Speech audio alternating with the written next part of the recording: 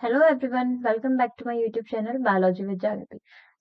आज का जो हमारा टॉपिक है वो क्रोमोसोम्स पे ही है। इससे पहले वीडियो क्रोमोसोम्स पे ऑलरेडी जा चुकी है, जहाँ पे हमने मेनली डीएनए के बारे में डील करा है कि डीएनए किस तरीके से कॉइल होता है और क्रोमोसोम जैसा स्ट्रक्चर बनाता है। तो आज क्रोमोसोम पे थोड़ा डिटेलिंग में ये वीडियो है।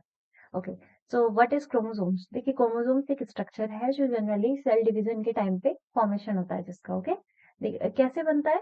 हम इससे पहले वाला इमेज में भी देख चुके हैं। जब डीएनए है, डीएनए हिस्टोन प्रोटीन्स के अराउंड कॉइल होता है, फिर देन फर्दर कॉइलिंग होती है और फर्दर कॉइल होके they condense and form a structure that we call chromosomes. Okay, now DNA coil around histone, nucleosomes coil around and form chromatin fiber. DNA histones के around coil होता है और बनाता है न्यूक्लियोसोम। फर्दर जो nucleosomes है वो कॉइल होते हैं, वो बनाते हैं आपके क्रोमेटिन फाइबर्स। एंड देन जब क्रोमेटिन फाइबर्स कंडेंस हो जाता है, उसके फॉर्मेशन, उसकी वजह से किसका चीज का फॉर्मेशन होता है? आपका क्रोमोसोम्स का। तो क्रोमोसोम्स दो तरीके के होते हैं mainly, that is non duplicated chromosomes and duplicated chromosomes. Non duplicated chromosomes क्या क्रोमोसोम्स है? इट इज सिंगल स्ट्रैंडेड, सिर्फ एक स्ट्रैंडेड के क्रोमोसोम होंगे, एक ही स्ट्रैंड होगा उसमें। Centromere region that connect to arms, इस तरीके से this is single stranded chromosome. एक इसका एक आर्म ये हो गया, दूसरा आर्म ये हो गया, इन दोनों को कनेक्ट करता है बीच में व्हाट? सेंट्रोमेयर। जो शॉर्ट आर्म है दैट इज पी आर्म, और जो लॉन्ग होगी वो हो जाएगी आपकी Q arm. This is non duplicated. But what is duplicated chromosome? It is comprised of two identical chromosome called sister chromatid. इसमें दो क्रोमोसोम्स आ जाएंगे। ओके, आइडेंटिकल, तो ये दोनों आइडेंटिकल होंगे। इन दोनों को क्या कहते हैं आप? Sister chromatids. Okay, that are connected at centromere region. और ये दोनों कहाँ पे कनेक्टेड होंगे? ये दोनों आपस में सेंट्रोमेयर से। Once the paired chromatid separate from one another, each is known as daughter chromosome. अब अगर सेपरेशन के दौरान ये वाली क्रोमेटिड, ये वाली क्रोमेटिड और ये वाली क्रोमेटिड एक दूसरे से सेपरेट हो जाती है, तो वहां पे इन्हें क्या कहा जाएगा? डॉटर क्रोमोसोम्स कहा जाएगा। जब तक ये क्रोमोसोम्स में अटैच्ड हैं, they are known as sister chromatid, और जैसे ही सेपरेट हो जाएंगी, they will known as daughter chromosomes. Okay, next, the shape of eukaryotic chromosome is changeable from phase to phase in the continuous process of cell growth and cell division. जो eukaryotic chromosomes का shape है वो phase two phase differ हो जाता है। जैसे आपको मिलेगा, आप जनरली जो क्रोमोसोम का ये जो स्ट्रक्चर है हम बनाते हैं क्रोमोसोम्स का, ये स्ट्रक्चर ये आपको मेटाफेज में मिलता है in general. Okay, this one. अब जैसे जैसे सेल डिवीजन, सेल ग्रोथ की फेजेस चेंज होंगी, उस फेज के अकॉर्डिंग आपका क्रोमोसोम का स्ट्रक्चर भी क्या हो जाता है? चेंज हो जाता है। They are thin coiled elastic contractile thread like structure during the interphase. Interphase के दौरान आपको थिन मिलेंगे, कॉइल्ड होंगे, कॉन्ट्रेक्टाइल थ्रेड लाइक स्ट्रक्चर्स होंगे। किसके दौरान? आपके इंटरफेस के दौरान। और इस टाइम पे इन्हें क्या कहा जाता है? Chromatin threads. बट जब आप मेटाफेज देखेंगे, but during metaphase of mitosis and prophase of meiosis, these chromatin threads become highly coiled and folded to form compact and individually distinct ribbon-shaped chromosome. Metaphase, mitosis की metaphase के दौरान या meiosis की prophase के दौरान पर आपको एक रिबन रिबन लाइक स्ट्रक्चर मिलेगा क्रोमोसोम्स का, जो हाईली कॉम्पैक्ट फॉर्म में होगा। तो ये जो स्टेटमेंट्स हैं, ये इसी का एक्सप्लेनेशन दे रहे हैं कि किस तरीके से यूकैरियोटिक क्रोमोसोम्स अपना चेंजेबल शेप रखते हैं। एक फेज से दूसरे फेज में जाते जाते वो अपना शेप क्या कर लेते हैं? चेंज कर लेते हैं।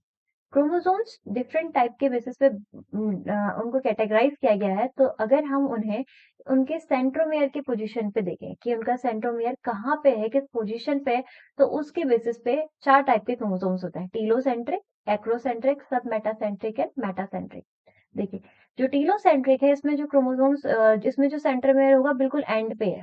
ओके, नाउ एक्रोसेंट्रिक में एक एंड से थोड़ा सा पास में, बिल्कुल टुवर्ड्स द एंड, एंड के पास, आसपास होता है। ठीक है, सब मेटासेंट्रिक में सेंटर के आसपास होता है, और मेटासेंट्रिक पे बिल्कुल पी और क्यू आपके क्या होंगे? मेटासेंट्रिक वाले स्टेज में बराबर होंगे। जो लॉन्ग आर्म होता है, शॉर्ट आर्म होता है, दोनों एक दूसरे के क्या होंगे? बराबर होंगे। The number and the position of centromere is variable, but it's definite in a specific chromosome of all the cells and all individual of the same species. Centromere का पोजीशन वेरी कर सकता है, जैसे हमने यहाँ पे इतने सारे पोजीशन देखे ना, उनका उनका नंबर भी वेरी करता है, लेकिन किसी एक स्पेसिफिक क्रोमोसोम में और किसी एक इंडिविजुअल जो स्पीसीज है उनके क्रोमोसोम्स में उसका लोकेशन क्या होगा? सेम होगा। During the cell division, the microtubules of spindle are attached with the chromosomal centromeres and move them towards the opposite pole. जब हम माइटोसिस मियोसिस पढ़े थे तो हम ऑलरेडी देखा था कि उसमें स्पिंडल फाइबर का फॉर्मेशन होता है, ठीक है, लाइक दिस इज क्रोमोसोम। इनके सेंट्रोमियर से वो स्पिंडल फाइबर्स अटैच हो जाते हैं और ये किधर किधर को अपोजिट साइड को ऐसे मूव करने लगेंगे, मूव करेंगे तो बीच में से ब्रेक हो जाते हैं, सिस्टर क्रोमेटिड्स ना रह के अब they will form the daughter chromosomes. Okay, now chromosome material. Chromosomes have is two structurally and functionally distinguishable territories, euchromatin and heterochromatin. Chromosomes के अंदर आपको दो रीजन्स मिलेंगे जो डिवीजन किया गया हेट्रोक्रोमेटिन रीजन में और यूक्रोमेटिन रीजन में। कैसे? हेट्रोक्रोमेटिन इज हाईली कंडेंस, जो हाईली कंडेंस है, जहां पे हमने क्या देखा कि जो डीएनए है वो न्यूक्लियोसोम के अराउंड कॉइल होता है, न्यूक्लियोसोम जैसा स्ट्रक्चर बनता है, then further coiling, chromatin fibre बनाता है, फर्दर कॉइलिंग। तो जहां पे ये कॉइलिंग काफी ज्यादा होगी, जीन पुअर रीजन होता है, ट्रांसक्रिप्शनली साइलेंट, क्योंकि इतना ज्यादा कॉइल है कि वहां पे ट्रांसक्रिप्शन नहीं हो सकता। जो चीज आपस में मान लीजिए यहाँ पे इस तरीके से कॉइल है, आप इसे ट्रांसक्रिप्शन करने के लिए कितना इशू होगा इसमें, ठीक है, तो ये क्या होता है, ट्रांसक्रिप्शनली साइलेंट, यहाँ पे ट्रांसक्रिप्शन नहीं होता। जबकि यूक्रोमेटिन रीजन लेस कंडेंस होता है, वहां पे अच्छे खासे अमाउंट में जीन होते हैं and they are easily transcribed, वहां पे ट्रांसक्रिप्शन इजी हो सकता है। अगर मैं आपको दिखाऊं, यहाँ देखिए, ये जो रीजन दिख रहा है यहाँ पे कितना हाईली कंडेंस्ड है, यहाँ पे ट्रांसक्रिप्शन कैसे होगा, तो दिस इज, यहाँ पे ट्रांसक्रिप्शन नहीं होता, इसीलिए ये कैसा रीजन है, ट्रांसक्रिप्शनली साइलेंट रीजन है, मतलब यहाँ पे ट्रांसक्रिप्शन नहीं होगा। बट वहीं आप ये वाला रीजन देखिए, ये देखिए, ये इनकी कॉइलिंग देख लीजिए, यहाँ पे कितना दूर दूर है, ये वाली कॉइलिंग देख लीजिए, यहाँ पे ये वाला जो रीजन है, दिस इज व्हाट, यूक्रोमेटिन, यहाँ पे ट्रांसक्रिप्शन होता है। तो जो एक्टिव रीजन है that is euchromatin, not heterochromatin. Okay, euchromatin में क्या लिखा है, euchromatin has a less compact structure and is often described as 11 nanometre fibre that has the appearance of beads on a string where the beads represent nucleosome and the string represent the DNA. Euchromatin को आप देखेंगे, अगर ये वाला ही देख लेते हैं, ये वाला रीजन, ये जो यूक्रोमेटिन है, ये कैसे दिखता है आपका, इसमें डीएनए के जो थ्रेड होता है वो क्रोमेटिन जैसा होता है और जो बीड्स हो गए वो हो गए आपके न्यूक्लियोसोम।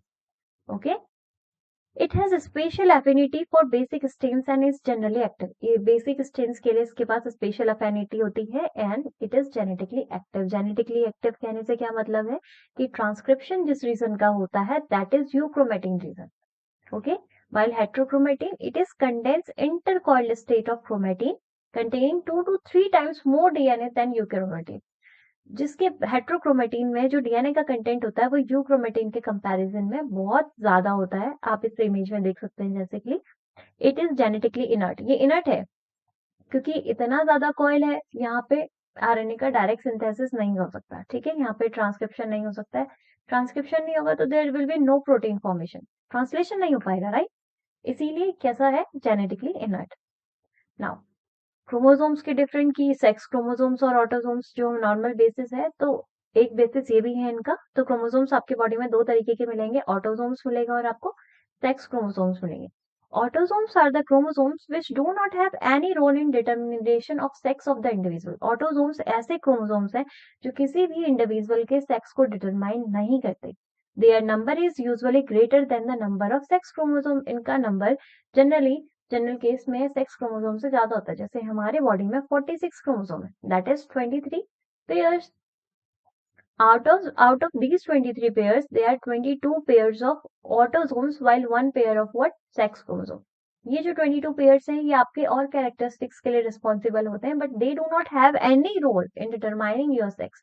तो जो सेक्स क्रोमोसोम है दे टेक पार्टिसिपेशन किसमें, आपके सेक्स डिटर्मिनेशन में। ओके, तो अगर ह्यूमन का एग्जांपल लें तो हमारे पास ऑटोसोम्स कितने हैं, 44। Sex chromosomes are helpful in determining the sex of the bearer. जिस इंसान में, मान लीजिए जैसे आई एम अ गर्ल, तो मेरे जो सेक्स क्रोमोसोम है it will B x x. तो अगर मेरे अंदर एक्स एक्स है तो ये डिटरमाइन कर रहा है कि that I am a girl, और अगर कोई बॉय है so he will have a sex chromosomes X Y. Okay, there are two type of sex chromosome, X and Y. Human being में दो तरीके के सेक्स क्रोमोसोम होते हैं, X chromosome and Y chromosome. यहाँ देखिए, ये क्या है, आपका ह्यूमन क्रोमोसोम्स है, ये है आपके 23 टोटल पेयर्स है, राइट, और इनमें से इनमें ये हो गया आपका सेक्स क्रोमोसोम, बाकी दिस 22 आर ऑटोसोम्स। जब सेक्स क्रोमोसोम्स कैसे इंपॉर्टेंट होते हैं, मान लीजिए फीमेल है, फीमेल से, ये एक फीमेल है, तो फीमेल का जीनोटाइप क्या होगा, सेक्स क्रोमोसोम के बेसिस पे एक्स एक्स, और अगर मैं पूरे क्रोमोसोम लूँ तो it will B 44 plus XX। ऐसे ही कोई मेल है तो उसका होगा 44 ऑटोसोम्स प्लस XY। अब जब गैमेट फॉर्मेशन होता है, हमने हेरिडिटी में पढ़ा है कि सेग्रीगेशन होता है गैमेट्स का, तो गैमेट्स जो बनेंगे 22 pair of autosomes and 1 what sex chromosome, sorry 22 chromosomes जाएंगे और एक एक्स क्रोमोसोम जाएगा, तो टोटल 23 जाते हैं। Okay, 23 not pair, 23 numbers. Similar इसमें भी क्या होगा, 22 यहाँ जाएंगे, but as female have both X chromosomes, so उसके गैमेट में हमेशा एक्स ही क्रोमोसोम्स आएगा। It will always be an X. While male के केस में यहाँ पे चेंजेस हो जाते हैं 50-50% के। 50% चांसेस हैं कि सेक्स क्रोमोसोम्स एक्स जाए, वाइल 50% चांसेस कि सेक्स क्रोमोसोम वाई जाए। अब फीमेल के गैमेट के साथ कौन सा स्पर्म, अगर ऐसा स्पर्म फर्टिलाइज करता है जिसमें सेक्स क्रोमोसोम एक्स है, तो जो जाइगोट बनेगा it will carry x and x, that will be a girl child. अगर लेकिन फीमेल के एग के साथ ऐसा स्पर्म फ्यूज करता है जो वाई क्रोमोसोम कैरी करता है, तो it will be a boy child. Okay, इस तरीके से सेक्स क्रोमोसोम जो एक्स एंड वाई हैं वो हेल्प करते हैं किसी भी इंडिविजुअल के सेक्स डिटर्मिनेशन में। Now there are some special type of chromosomes also, तो जिसमें से हम पढ़ने वाले polytene, lampbrush and B chromosome. Okay, they are also what holokinetic, but in this video we will discuss only about these three. Now सबसे पहले polytene chromosomes क्या है। पॉलीटीन क्रोमोसोम्स की डिस्कवर किसने किया था, बाल्बियानी ने 1881 में। ये डायप्टीरियंस, जिसमें आपके मॉस्किटोज और फ्लाइज आती हैं, इनके अंदर जनरली पाए जाते हैं। इनके कहाँ, स्लेवरी ग्लैंड में। They arise through many rounds of DNA replication without subsequent separation of daughter chromatin. कैसे फॉर्मेशन होता है कि डीएनए रेप्लिकेशन तो हो जाता है, डीएनए का रेप्लिकेशन हो रहा है, लेकिन डॉटर क्रोमेटिड सेपरेट नहीं हो पा रही, तो एक ही में वो बंच जैसा बना देंगी। ठीक है, these chromosome have characteristic pattern of alternating dark and light bands. इनमें डार्क और लाइट बैंड होते हैं। Cells with polytene chromosome differ in many ways for mitotically dividing cell.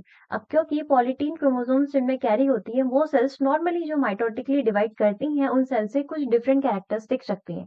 जैसे firstly the formation of polytene chromosomes is associated with the elimination of final step of mitosis after each doubling of DNA. This result in cell cycling consists of just two phases, synthetic and the intersynthetic G phase. Division तो हो नहीं रहा है, last वाला process हो नहीं रहा है, डबलिंग हो जा रही है, उसके बाद की कोई भी साइकिल नहीं हो पा रही है।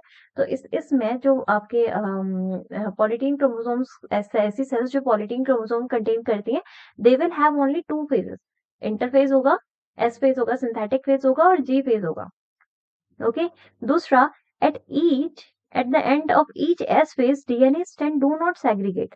DNA S phase की एंडिंग में DNA सेग्रीगेशन नहीं होता। S phase में क्या होता है, DNA रेप्लिकेशन होता है, ठीक है, उसके बाद DNA का सेग्रीगेशन होता है, बट यहाँ पे नहीं होता। Instead they remain pair to each other, segregate होने के बजाय वो आपस एक दूसरे से कनेक्टेड रहते हैं और क्या बनाते हैं, polytene, that is multi stranded chromosomes. Okay, as a result giant chromosome is formed, giant size का क्रोमोसोम बनता है, and these giant chromosomes are 70 to 100 times longer than typical metaphase chromosomes. तो इतना क्योंकि डीएनए रेप्लिकेट होता जा रहा है, but there is no word separation, उसका सेग्रीगेशन नहीं हो रहा है, जिसकी वजह से वो मल्टी स्टैंडर्ड बन जा रहा है। कितना कि नॉर्मल क्रोमोसोम्स के कंपेयर, नॉर्मल डीएनए के कंपैरिजन में it is 70 to 110 times what longer. Okay, अगर आप देखेंगे this is what polytene chromosomes having dark and light bands, देखिए सेग्रीगेशन नहीं हो रहा है, अटैचमेंट होता जा रहा है, अटैच होता रहेगा, अटैच होता रहेगा। Okay, now second is lampbrush chromosome, जिन्हें वॉल्टर फ्रेमिंग ने दिया था। In diplotene stage of meiosis, the yolk rich oocytes of vertebrates contain the nuclei with many lambrush shaped chromosome of exceptionally large sizes. आपको vertebrates के जो oocytes है जिनमें Jacques अच्छा खासा अमाउंट में होता है, उसमें लैम्ब्रश दिख जाएंगे। Lambrush chromosome formed during messenger RNA synthesis for the future use by egg during cleavage when no messenger RNA possible due to their involvement in the mitotic cell division. Lambrush chromosome बनने का reason है कि जब messenger RNA का synthesis हो रहा होता है, उस टाइम पे लैम्ब्रश क्रोमोसोम बनते हैं ताकि फ्यूचर में उसको इस्तेमाल किया जाए, क्योंकि बाद में क्या होगा, मैसेंजर आरएनए नहीं बन पाते हैं, मैसेंजर आरएनए बन नहीं पा रहे हैं क्योंकि उनका इन्वॉल्वमेंट किसमें होता है, माइटोटिक सेल डिवीजन में। तो लैम्ब्रश क्रोमोसोम्स का मेनली जो फॉर्मेशन हो रहा है वो फ्यूचर यूज के लिए हो रहा है। Okay, they look similar into bottle brush hence name lamp brush, क्योंकि वो बॉटल ब्रश जो वाटर क्लियर करने के लिए ब्रश होता है उसकी तरह, इसीलिए उसे लैम्प ब्रश बोलते हैं। Majorly seen in the oocytes of bird, lower vertebrates and invertebrates. ऐसे बर्ड्स के ऐसे एग्स में होगा जिसमें यॉक अच्छे खासे अमाउंट में होता है, जैसे बर्ड्स में है, लोअर बर्ड्स में, लोअर वर्टिब्रेट्स में, इनवर्टिब्रेट्स में। ओके, आप यहाँ पे शेप देख सकते हैं इनका। Okay, now third one is B chromosomes. B chromosomes are heterogeneous class of chromosomes found in the nucleus and are also called accessory और supranumerary chromosomes. Heterogeneous class है chromosomes की, ठीक है। B chromosomes are found in many insects, probably originate by several mechanisms, including being derived from autosomes and sex of chromosomes in intra and interspecific process. ये आपके autosome से भी derive होते हैं, सेक्स क्रोमोसोम से भी डिराइव होते हैं, और जब आप इंटर या इंट्रा स्पीशीज के बीच में क्रॉसिंग करवाते हैं तो दे रिजल्ट। इनका जनरली रीजन होता है दैट इज नॉन डिसजंक्शन। इनका बनने का जनरली यही रीजन होता है। Okay, B chromosomes have irregular mitotic and meiotic behaviour which allow them to accumulate in the germline so that they may be transmitted at the rate higher than those of normal chromosomes. इनमें क्या, इनका थोड़ा सा regular behaviour show करता है, normal mitotic और meiotic behaviour इनका नहीं होता, जिसकी वजह से ये जर्म लाइन में क्या होता है, ऐसी जो गैमेटिक लाइन होती है, गैमेट सेल बनाएंगी जो, उसमें क्या हो जाते हैं, आपके एक्यूमुलेट हो जाते हैं और नॉर्मल क्रोमोसोम्स के बजाय हायर रेट से ट्रांसमिट होते हैं। B chromosomes have negative consequences for the organism as they have deleterious effect because abnormal crossing over during the meiosis of animal and abnormal nucleus division of gametophyte plants। क्योंकि इनका क्या हो रहा है, abnormal crossing over हो रहा है। देखिए इस टाइम पे नॉन डिस्ट्रक्शन होता है जनरली। नॉन डिस्ट्रक्शन मतलब जब आपका यहाँ पे स्पिंडल फाइबर्स फॉर्मेशन होता है और क्रोमोसोम्स जब मेटाफेज पे अलाइन होते हैं, फिर सेपरेशन होता है ना, तो ड्यू टू एनी रीजन देख रहे हैं आप बाकी सारे क्रोमोसोम्स तो सेपरेट हुए हैं, बट ये वाला क्रोमोसोम आपका सेपरेट नहीं हो पाया। This is non distinction. मतलब जो फेलियर है, किस चीज का फेलियर हो रहा है, डॉटर क्रोमेटिड जो सिस्टर क्रोमेटिड है वो सेपरेट नहीं हो पा रही है और पूरा होमोलोगस क्रोमोसोम एक ही साइड चला जाता है। यही क्या बनाता है, यही क्या होता है आपका B chromosome. In animals, B chromosomes occur more frequently in females and the basis is non-disjunction. तो मेनली जो रीजन होता है बी क्रोमोसोम के फॉर्मेशन का, that is non disjunction. Non disjunction means कि सेपरेशन नहीं हो पाया है due to any reason. Okay, non disjunction means the failure of separation of two sister chromatid of homologous chromosomes need to be pulled to one pole of the cell. Separate नहीं हो पाते हैं तो दोनों उठ के सिर्फ एक पोल की तरफ चले जाएंगे, that will lead to the formation of B chromosome. So I hope कि आज का आपको क्लास क्लियर हुआ होगा। अगर आपको मेरा वीडियो हेल्पफुल लगा है then do like my video. आप अपने फ्रेंड्स के साथ इसे शेयर कर सकते हैं और फर्दर वीडियोस के नोटिफिकेशन के लिए you can subscribe my channel. Thank you.